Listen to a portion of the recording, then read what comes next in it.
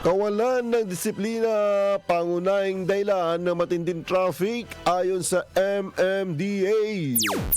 Nagsagawa ng traffic assessment ang Metropolitan Manila Development Authority o ang MMDA sa Marcos Highway upang tugunan ang lumalalang pagbagal ng daloy ng trapiko nitong mga nakaraang araw. Ayon sa assessment ng ahensya, ang matinding traffic ay dulot ng kawalan ng disiplina sa kalsada. Kabilang sa mga nakitang problema ay ang mga sumusunod.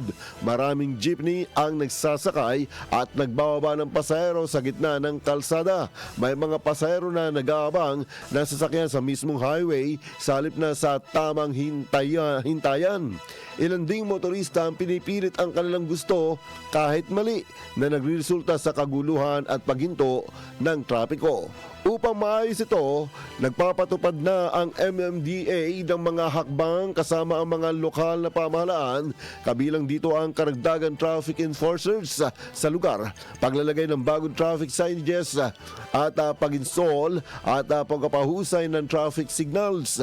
Gayunpaman, binigyan din ng MMDA na hindi sapat ang mga hakbang na ito kung walang disiplina at kooperasyon mula sa mga motorista at commuter.